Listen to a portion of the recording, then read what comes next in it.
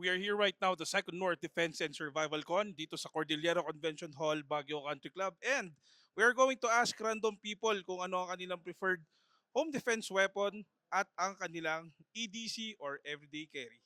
Halika, samahan niyo ako ngayon. Okay, so we have here right now Boss Nerico, no? Okay, hello boss. Good afternoon. Yun. Bali, Sir Nerico, no? Tatanungin lang namin, what is your preferred home defense weapon? Yes, for me, ang number one na ginagamit ko is AR. Pero sometimes, I also prefer shotguns. So yan ang home defense, preferred na home defense weapon mo, no? How about your everyday carry or yung usual na carry mo naman pag nasa labas ng bahay? Usual na everyday carry, I carry personally a Sig Sauer P365. Alam mo, yayamanin talaga eh. Maraming salamat, Boss Nerico. Okay, andito naman tayo ngayon with Boss Cholo of Rover Tactics. Ayan. So, Boss Cholo, what is your preferred home defense weapon? Shotgun. Shotgun, saka siyempre yung everyday carry natin na Glock 19. Okay, Glock 19 and shotgun. I-plug in na rin natin guys, no? Kung may mga kailangan kayong EDC, no? Kompleto tayo. PM nyo lang, Rover Tactics. Ayan. Baka may gusto ka pang i-plug in, Boss Cholo. Visit us and very thankful nagkaroon tayo ng part 2 ng DEFCON dito sa Baguio Country Club. And we're hoping more attendees and take the chance to get your license para sa dito sa mga taga Norte. We're inviting you to come. Hanggang kailan to, Boss Cholo? Hanggang August 17, Sunday. We start at 9 a.m. to 6 p.m. Ayan. Sasabihin ko sana no na pwede sa family but then again there's a rule, 'di ba, na bawal ang bata. 17 below. But kahit ano, yun lang yung house rule natin. But the rest, we're good. Okay guys, so ayun po, ini-invite kayo ni Boss Cholo na pumunta dito sa Second North Defense Convention. Ayan. So again guys, bawal po ang below 17 and below. Ayan. Maraming salamat, Boss Cholo. Hello guys, good afternoon again. We are lucky to have Sir Noel here, the marketing head of Arms Corps. Wow! Hello sir! Yeah, thank you for having me. Sir Noel, being one of the leading, alam naman natin, manufacturers here in the Philippines, actually not only in the Philippines, international na ang Arms Corps, di ba? We also have in the US. US guys, kita nyo, di ba? But it is Philippine made, proudly. You're Filipino made. Alright guys, nakita nyo naman, no? Pride talaga natin to. So, let us ask Sir Noel, what is your preferred home defense weapon? My preferred weapon is the M206 by Rock Island Armory. It's a snub-nose revolver. Okay, because for me, yes, I can shoot it, but what is very important is without me, my wife can shoot it as well. Okay, because for women, it's very easy for them to navigate the revolver rather than the pistol, right? Okay, so, and it's small, okay, and it's 38 special, so maganda siya pang home defense and maganda siya pang tactical, especially kung saan mang room sa bahay and kung nasan man yung mga enemies. Yeah. Okay, so yun ang preferred na home defense weapon ni Sir Noel. How about your everyday carry, sir? Ano yung usual na dala nyo? Okay, my everyday carry is the FN509C. Okay, it's compact in size. Okay, I can carry it everywhere. In my car, of course, pag nagko-conceal din tayo in my bag. Okay, and then that's why I like it because it's very small. Okay, and then it is equipped with a tactical light and a Vortex Venom sight or red dot. Okay, so FN brand is very reliable. That's why we carry it here in Arms Corps Shooting Center.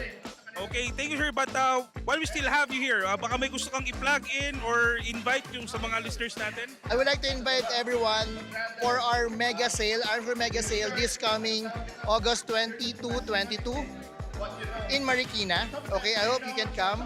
Then after that, we have this event in Arms Corps Shooting Center naman din, mega sale part 2 in Batangas sa Lima, Outlets by Lima.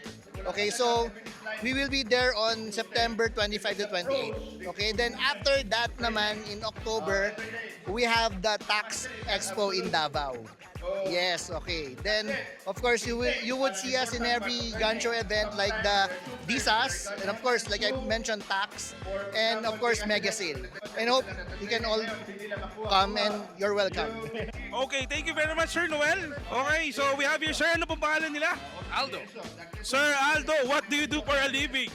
retired na tayo, pero dati tayo sa military service. So, Sir Aldo, what is your preferred home defense weapon? Yung una kong firearm was and still is Glock 19 Gen 2. So yun pa rin yung favorite ko. Kasi fit sa kamay, pwede mo i-carry, pwede mo i-conceal. How about, sir, yung everyday carry? Yun din ba? Dati nag-everyday carry ako, pero lately kasi ano na tayo, more on civilian lakad. Hindi ko na masyadong dinadala. But I still follow the EDC dictum, light, cut, you know. So may flashlight ako, may knife ako, and tools. Daming tools na. Ayan. Thank you for... Hello, sir. Good afternoon. Good afternoon, sir. Anong pangalan niyo, sir? Raymo Coronado. Hello, Sir Raymo. So, ang tanong namin, no, what is your preferred home defense weapon? Meron kasi akong revolver na 357. How about, sir, carry? Kung nagka-carry man kayo, ano yung preferred nyo? Gusto ko yung Glock 45. For carry. Then magaan, tsaka 15 shooter. Okay, so, yun ang prefer ni Sir Raymo, guys. Okay, Sir Raymo, maraming salamat. Hello, sir. Good afternoon. Anong pangalan nila? Charlie. Sir Charlie, what is your preferred home defense weapon? Preferred shotgun. If ever man na nasa labas ka ng bahay, ano naman ang i-prefer mo na carry? Carry, ADC, currently Glock 19. Glock 19 and anong rounds ang gamit nyo, sir? 9mm. 9mm, guys. Okay, so Sir Charlie, maraming salamat. Alright, we are lucky to have Boss Ingy Marcheng. Yan, kuya din, ayan. Of Fanyan Blade. So, Kuya Ingy, what is your preferred home defense weapon? Sa akin, kung firearm wise, iniisip ko yung shotgun siguro kasi versatile na ammo base, tapos meron din siya mga non-lethal options. Meron pa siyang intimidation factor dahil sa kasapalan ng shotgun, nakatakot eh. Pero kung hindi man sa firearm, kung ano man mahawakan ko doon, pero kailangan buo yung loob at saka alam mo gamitin para sa kanya, di ba? Siguro yung kitchen knife or any impact tool, okay na basta may force multiplier. Okay, and how about owner kasi siya ng Hanyan Blades and it's one of the leading na manufacturers natin ng blade dito sa local community natin sa Baguio. So you might want to, Kuya Ingy, yung iyong shop. Sa akin naman, suportahan natin lahat yung mga local blade makers kasi napakahirap gumawa ng blades. Lahat-lahat kami sasabihin nila na may competition pero dama ko kasi yung hirap ng paggawa ng blades. Lahat fair price, lahat suportahan natin. Lahat kasi may kanya-kanyang problema sa manufacture ng blades. Saka, lahat magandang quality rin kasi wala nagsa-start ng blade business na hindi nila gusto na ibigay yung best nila sa lahat. Kaya hanggat maaari lahat suportahan natin, wag lang sa akin. Okay, very special yung sinabi mo na yun, Kuya Ingy. And last na lang, saan kanila pwedeng makita if ever interested sila sa mga products mo? Okay, sir, sa page ko lang, sa Hanyan Blades over Facebook. Meron din ako sa TikTok, hindi kasi ako masyadong techie. Tapos kung gusto nyo bisitahin doon sa area na binigay sa akin, nakikidisplay ako sa 140M Roa Street sa may Trancoville, dating Chinese Hospital. Hanapin nyo lang yun sa Waze yung Monkey's Boost Cafe, doon na ako mismo. Okay guys, so madali na lang i-search yan. Hello sir, good afternoon. Anong pangalan natin, sir? Noel, sir. Noel po. Noel din, Sir Noel din, no? Katukaya mo yung cameraman natin. Sir Noel, what is your preferred home defense weapon? Pag sa home defense sa akin, shotgun. Shotgun, tsaka pwede rin 9mm na pistol. How about naman, sir, sa labas ng bahay, if ever may carry man kayo, ano ang usually na, or preferred na carry nyo sa labas ng bahay? Sa carry ko sa paglabas, meron akong Beretta IPX na pistol, sir. Si very handy siya na dalhin. So yun yung carry ko, sir. Hey, sir. And so we have here Sir AJ from Reloader Gun. So Sir AJ, magandang hapon. Yes, magandang hapon po. Yan. Sir AJ, ang tanong ko lang is, what is your preferred home defense weapon? Okay, my preferred home defense weapon is usually naman ang hinahanap ng iba talaga is pistol. Pistol kasi yun yung easy access. Pangalawa, marami kang pagpipilian. No? Yun yung most preferred ko talaga sa lahat. Pistol. Oo. You might want to plug in, sir, no? Yung ating shop. Yes, oo. Come and visit us dito sa sa second Defense and Survival Con. Dito pa rin sa Baguio Convention Center, dito sa Baguio Country Club, yan. Siyempre, nandito yung booth natin, Reloader Guns and Ammo Trading. And we have different brands here. Nandito rin yung ating mga staff na ready mag-assist sa inyo sa ating mga products, sir. Yan. Okay. So, i-follow nyo na guys yung sinabi ni Sir AJ. So, Sir AJ, maraming salamat. So, siyempre, shoutout ko na rin po yung ating One Gun Pilipinas family. Thank you very much. Maraming salamat po. Hello, we have here na pong pangalan nila. Bali, ako po si Bane from Trust Trade. Okay, Ma'am Bane from Trust Trade. What is your preferred home defense weapon? Glock 19X po. Since sa Trust Trade na rin kayo, ma'am, you might want to advertise na rin yung... Bali, ang store po namin is located at Robinson's Galleria Mall, basement level. And then, yung main showroom po namin ay sa GG8 Building, Fort West Carame, Santolan Road, San Juan City po.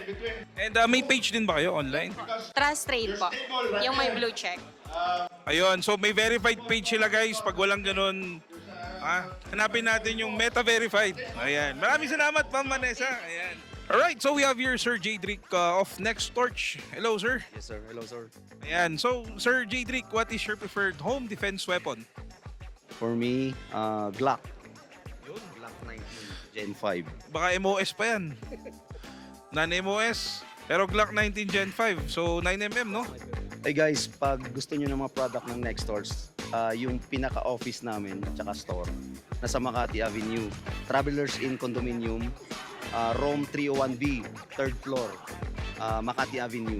Invite na rin natin baka dito sa Baguio, no? Since nandito tayo ngayon, baka gusto nyo invite na rin yung mga viewers natin. Sa lahat na mahilig sa mga tactical equipment, tactical lights, nandito kami ngayon sa Baguio. North Defense in Baguio. Nandito kami ngayon, mga Team Nextors nandito sa Baguio ngayon. Punta kayo dito, guys. And may online page din ba kayo, Sir Jadrick? Facebook page. Ano yung Facebook page natin? Page namin, Nextors Philippine Distributor. Yan, search nyo lang. Magbibigay sila ng discount yata ngayon, no, dito sa event. Bigay kami. Hanggang 20% discount tayo. Okay guys, so up until Sunday, ayan, kita-kita tayo dito sa North Defense and Survival Con dito po sa Country Club. Ayan, next torch guys. Thank you, Sir Jadrick. Okay guys, we have here Sir Jeo of Stiora Arms. Hello.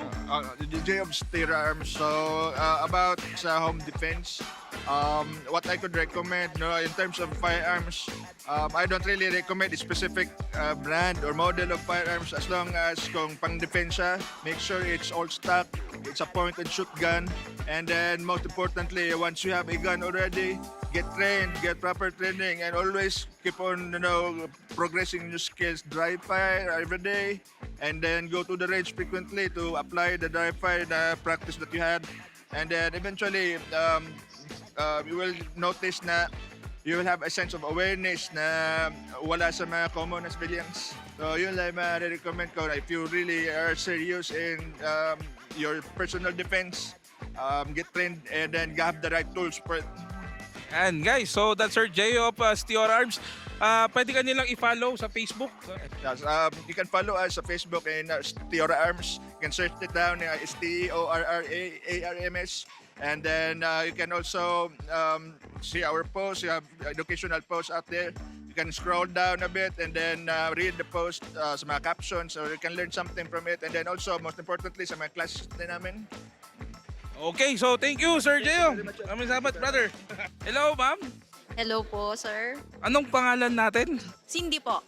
Cindy. Ma'am Cindy, what is your preferred home defense weapon? Shotgun. Bakit shotgun? Para kasapalang takot na sila.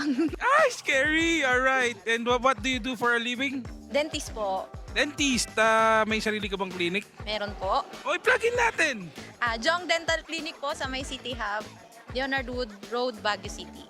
O, i-plug-in natin yung darating nating event. Yes po, August 23, 24 po, 8 to 5 p.m. sa may Shilan po.